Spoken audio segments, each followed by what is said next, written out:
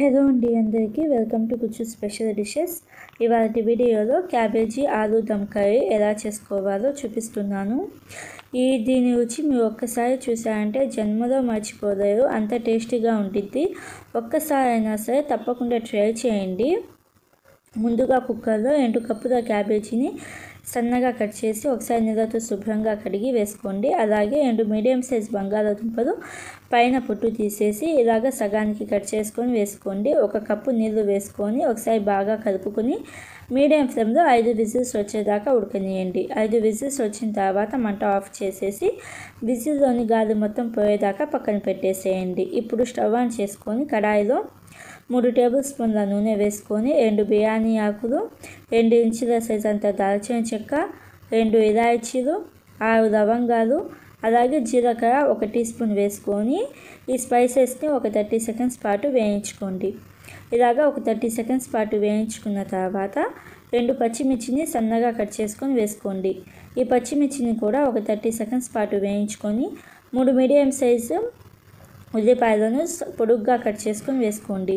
ఉల్లిపాయలు కొంచెం ఎక్కువ వేసుకోండి, టేస్ట్ అనేది బాగుండిద్ది. ఉల్లిపాయలు తొందరగా ఉడకడం కోసం సాల్ట్ ఒక 1/2 టీ స్పూన్ వేసుకొని ఉల్లిపాయలు పింక్ కలర్కి వచ్చేదాకా ఉడికించుకోండి. ఉల్లిపాయలు పింక్ కలర్కి వచ్చిన తర్వాత 2 మీడియం సైజు టమోటాలను సన్నగా కట్ చేసుకొని వేసుకోండి. అలాగే 1/2 కప్పు పచ్చి బఠానీలు వేసుకొని టమోటాలు కొంచెం సాఫ్ట్గా అయ్యేదాకా ఉడికించుకోండి. టమోటాలు కొంచెం సాఫ్ట్గా అయిన తర్వాత పసుపు 1/2 teaspoon, red chilli 1 teaspoon, జీలకర్ర పొడి ఒక 1/2 టీ స్పూన్, అలాగే ధనియాల పొడి 1.5 టీ స్పూన్ వేసుకోండి. ధనియాల పొడి కొంచెం ఎక్కువ వేసుకోండి, ఫ్లేవర్ అనేది బాగుంటుంది. ఇలాగ పొడులన్నీ వేసిన తర్వాత ఒకసారి బాగా కలుపుకొని పైన మూత పెట్టేసి టమోటాలు సాఫ్ట్గా అయ్యి ఆయిల్ సపరేట్ అయ్యేదాకా ఉడికించుకోండి. ఇలాగ టమోటాలు సాఫ్ట్గా అయ్యి ఆయిల్ సపరేట్ అయిన తర్వాత మనం కుక్కర్లో క్యాబేజీ అలాగే బంగాళాదుంపలను ఉడికించుకున్నాం కదా, ఆ నీళ్ళతో సహా వేసుకొని ఒకసారి బాగా కలుపుకొని పైన మూత పెట్టేసి ఒక 8 నుంచి 10 నిమిషాల దాకా మీడియం ఫ్లేమ్లో ఉడికించుకోవాలి.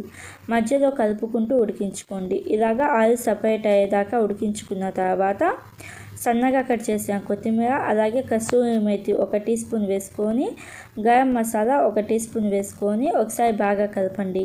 ఇలాగా ఒకసారి బాగా కలుపుకున్న తర్వాత సాల్ట్ కారం సరిపోయిందో లేదో చూసుకొని కావాలంటే ఇంకొంచెం సాల్ట్ కారం వేసుకొని ఒకసారి బాగా కలుపుకొని పైన మూత పెట్టేసి లో ఫ్లేమ్లో ఒక 2 నిమిషాల పాటు ఉడికించుకోవాలి. 2 నిమిషాల తర్వాత మంట ఆఫ్ చేసేసి సర్వ్ చేసుకోవడమే. చూసారుగా బంగాళాదుంపలు ఎంత బాగా ఉడికారో. కర్రీ మాత్రం టేస్ట్ చాలా బాగుంటుంది, అస్సలు మిస్ కాకుండా ఒకసారి తప్పకుండా ట్రై చేసి ఎలా వచ్చిందో నాకు కామెంట్లో చెప్పండి. బాయ్.